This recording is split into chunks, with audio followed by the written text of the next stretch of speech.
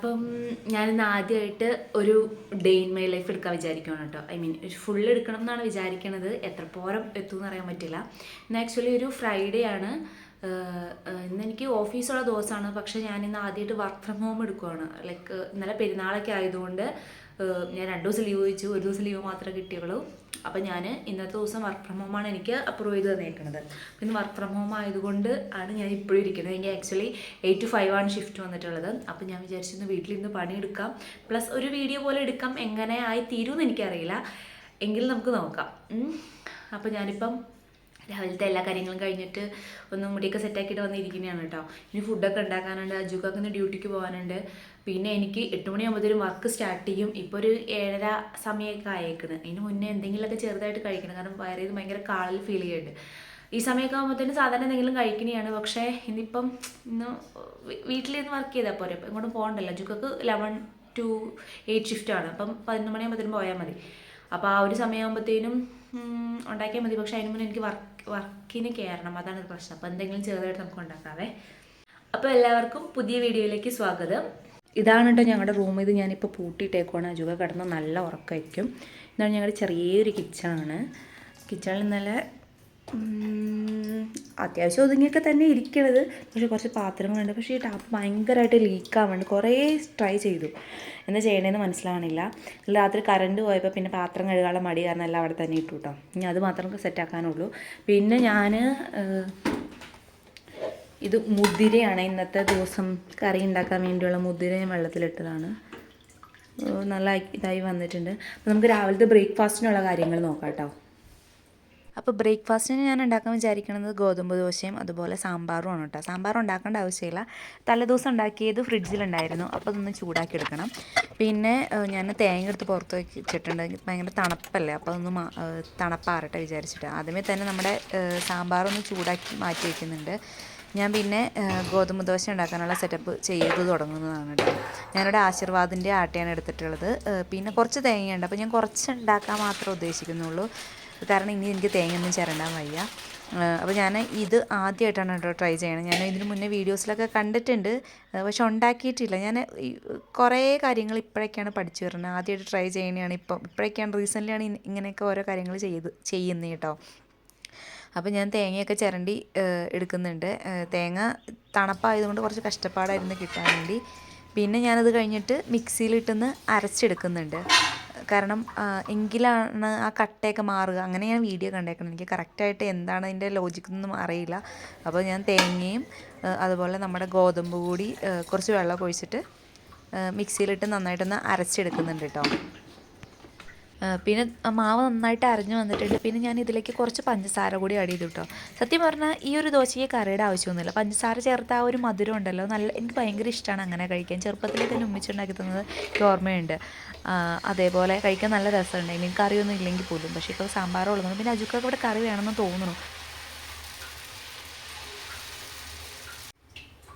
അപ്പോൾ ഇത് ഏകദേശം വെന്ത് വന്ന പോലെ തോന്നുന്നുണ്ട് കേട്ടോ. ഞാൻ എന്തായാലും എടുക്കാൻ പോവാണ്. ഞാൻ തീയൊന്ന് കുറച്ചിട്ടിട്ടുണ്ട്. ഞാൻ ആദ്യമായിട്ടാണ് ഇങ്ങനത്തെ ഒരു സംഭവം ഉണ്ടാക്കുന്നത്. എനിക്ക് അടി പിടിക്കുന്നതാണ് ഏറ്റവും കൂടുതൽ പേടി.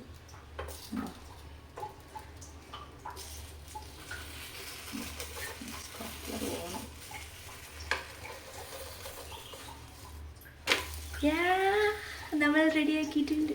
ദോശ അവിടെ വെന്ത് വരുന്ന അല്ലെങ്കിൽ മുരിഞ്ഞു വരുന്ന സമയത്ത് നമുക്കിവിടെ മുതിര ഉപ്പേരി ഉണ്ടാക്കാം കേട്ടോ.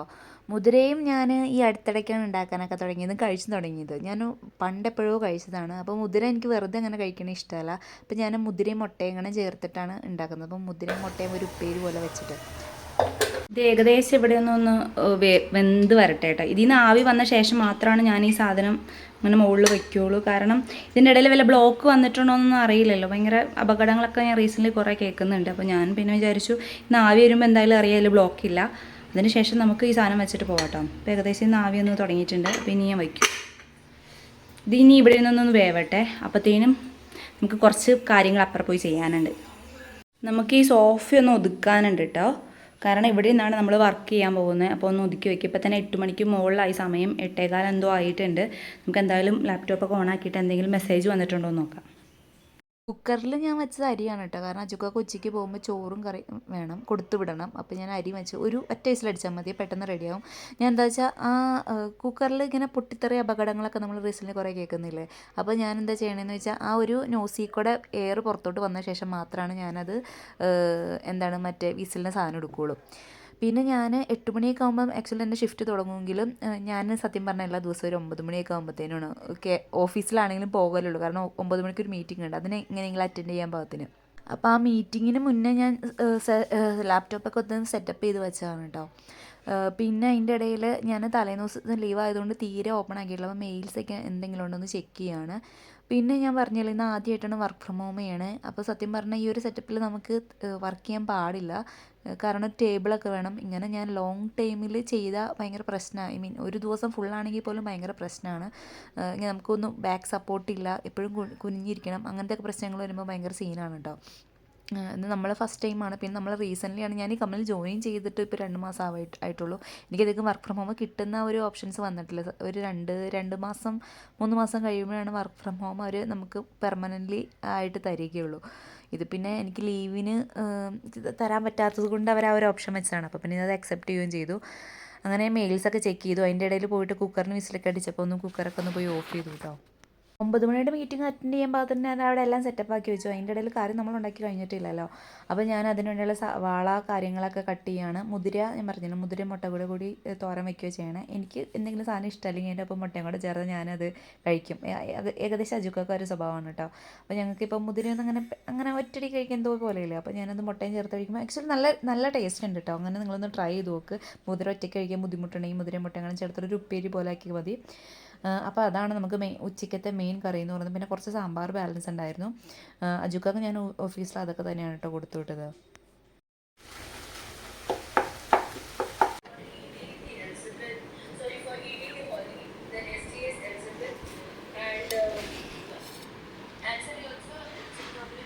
മീറ്റിങ്ങിൻ്റെ ഇടയിൽ തന്നെ ഞാൻ പിന്നെ എൻ്റെ ബ്രേക്ക്ഫാസ്റ്റൊക്കെ കഴിച്ചു കഴിഞ്ഞു കേട്ടോ. പിന്നെ ഫുള്ള് വർക്കല്ലേ. ഹൈ ഗൈസ്, അങ്ങനെ നമ്മുടെ വർക്കൊക്കെ കഴിഞ്ഞിട്ടുണ്ട്. ഉച്ചയ്ക്കത്തൊന്നും എനിക്ക് എടുക്കാൻ പറ്റിയില്ല, കാരണം ഭയങ്കര നല്ല കുറേ ചാർട്ട്സും ഉണ്ടായിരുന്നു. മാത്രമല്ല എനിക്ക് ഇവിടെ ഐ മീൻ നെക്ക് പെയിനൊക്കെ എടുക്കുമായിരുന്നു, കാരണം നമ്മളിങ്ങനെ പ്രോപ്പറായിട്ടല്ലല്ലോ ഇരിക്കണത്. അപ്പോൾ അതിന് നല്ല ബുദ്ധിമുട്ടുണ്ടായിരുന്നു. ഉച്ചയ്ക്കത്തൊന്നും എടുത്തില്ല. പിന്നെ വൈകുന്നേരം ഇപ്പം ഞാൻ പണി കഴിഞ്ഞിട്ട് ഒരു മണിക്കൂറോളം ഫോഴ്സ്ഫുള്ളി ഉറങ്ങുന്ന പോലത്തെ ഒരു സെറ്റപ്പില്ലേ, അതേപോലെ ആക്കിയിട്ടാണ് കേട്ടോ ഞാൻ വന്നിട്ടുള്ളത്. കുറേ പണിയുണ്ട് ചെയ്യാൻ. പാത്രങ്ങളൊക്കെ കഴുകാനായിട്ട് ഇഷ്ടമാതിരിയാണ്, ഇതൊക്കെ ക്ലീൻ ആക്കണം. പറഞ്ഞിരുന്നില്ല ആ സെറ്റപ്പിൽ വർക്ക് ചെയ്യാൻ പറ്റില്ല, ഭയങ്കര ബോഡി പെയിന്, ബാക്ക് പെയിന്, കൂടെ നല്ല തലവേദനയൊക്കെ ഉണ്ടായിരുന്നു. അപ്പോൾ ഉച്ചയ്ക്കത്തെ കാര്യങ്ങളൊന്നും എനിക്ക് വീഡിയോ എടുക്കുന്ന കാര്യം ചിന്തിക്കാൻ പോലും പറ്റിയില്ല. പണി കഴിഞ്ഞപ്പോഴത്തേനും ഇവിടെ നല്ല ഇടിവെട്ടും മഴയും തുടങ്ങുന്നൊരു സാഹചര്യമാണ് കേട്ടോ. അപ്പം ഞാൻ പെട്ടെന്ന് ലേറ്റൊക്കെ പോകുന്നതിന് മുന്നേ പാത്രമൊക്കെ ഒന്ന് പെട്ടെന്ന് കഴുകി വെച്ചു. പുറത്തോട്ടൊക്കെ നോക്കുമ്പോൾ ഭയങ്കര ഇരുട്ട് പോലെയാണ് കേട്ടോ. എന്തായാലും ഇനി ഒരുപാട് ഇരുട്ടാകുന്നതിന് മുന്നേ തന്നെ എനിക്കൊന്ന് പോയി ഒന്ന് കുളിച്ച് ഫ്രഷ് ആവണം. ഇനി രാത്രിയിലത്തെ വീഡിയോ ഒന്നും എടുക്കാൻ പറ്റില്ല തോന്നുന്നു, കാരണം കറണ്ടൊന്നും ഇല്ലല്ലോ.